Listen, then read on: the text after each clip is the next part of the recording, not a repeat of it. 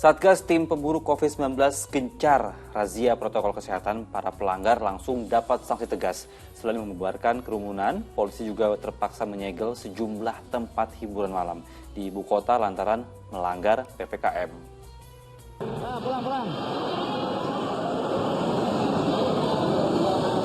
Ayo pulang. Petugas gabungan dari Ditres Narkoba Polda Metro Jaya dan Satpol PP DKI Jakarta membubarkan pengunjung di sebuah tempat hiburan malam di kawasan Jakarta Selatan pada Minggu dini hari. Mereka dibubarkan karena berkerumun di masa pemberlakuan pembatasan kegiatan masyarakat atau PPKM Mikro. Tempat hiburan malam ini juga melanggar aturan karena beroperasi melewati batas jam yang berlaku, sehingga petugas langsung menyegel tempat hiburan malam ini. Dari jam 8:30 ke sini, dia bilang dia nggak buka. Berikut lagi kedua jam berapa tadi? Jam 10 kesini lagi dia bilang tidak buka. Ternyata dia bukanya sekarang. Dan pengunjungnya banyak. Ya kita himbau untuk menaati prokes. Razia serupa juga digelar petugas gabungan TNI Polri di kawasan Monas Gambir, Jakarta Pusat pada Sabtu malam. Di sini petugas mendapati masih banyak muda-mudi yang tengah nongkrong melewati batas jam malam. Bahkan banyak yang tidak memakai masker. Petugas menghukum mereka dengan push up. Kalangan muda-mudi ini selanjutnya diminta untuk membubarkan diri dan pulang ke rumah masing-masing. Razia protokol kesehatan gencar dilakukan menyusul meningkatnya kasus COVID-19 di DKI Jakarta. Jayadi dan Don Vito Samarta melaporkan dari Jakarta. Ya, sejatinya kita umat muslim sebaiknya menghindari tempat hiburan malam baik dalam suasana pandemi COVID-19 ataupun tidak dalam kondisi pandemi. Saya ingin bertanya kepada Ustaz, bagaimana pandangan Ustaz tentang hiburan malam dalam sudut pandang umat Islam?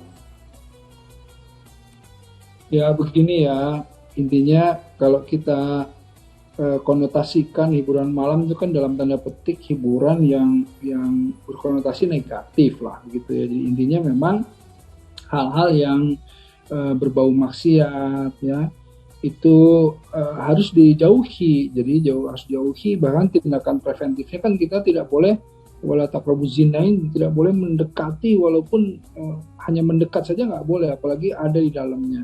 Nah, inilah yang kemudian menjadi yang kita pahami dengan tawasau bil haq, itu saling menasihati gitu ya. Apalagi ada yang namanya amar ma'ruf nahi mungkar gitu ya. Artinya kita selalu ingin mengingatkan dalam kebaikan gitu, menegakkan kebenaran gitu. Nah, kenapa sih pandangan Islam itu kita ini tidak boleh berada dekat-dekat situ? Karena kalau misalnya seandainya mereka ini menantang azab itu datangnya akan merata gitu. Kalau yang namanya azab itu dia dalam satu daerah itu tidak memandang lagi ini orang soleh atau orang yang bukan, tetapi ya azabnya akan datang saja. Tetapi untuk orang yang soleh itu bentuknya bukan bentuk azab atau bentuk musibah, tetapi itu adalah bentuk pengguguran dosa, itu bentuk meningkatkan derajat di sisi Allah gitu. Tapi untuk orang-orang yang bermaksiat itu adalah azab. Namun kan sama-sama saja, misalnya kayak orang mau soleh mau enggak, kalau di tempatnya di atas lahan mereka itu pepohonan ditebang ya pasti banjirnya kena semua gitu. Artinya mau orang yang solehnya mau orang yang bermaksiatnya ya kena banjirnya. Tapi untuk orang soleh yang menamakan musibah itu sebagai penggugur dosa-dosa. Tapi kalau buat orang-orang yang tidak soleh itu yang menantang Allah, ya itulah yang namanya azab. Kurang lebih seperti itulah. Baik, di dalamnya saja tidak diperbolehkan apalagi mendekati ya Ustaz ya.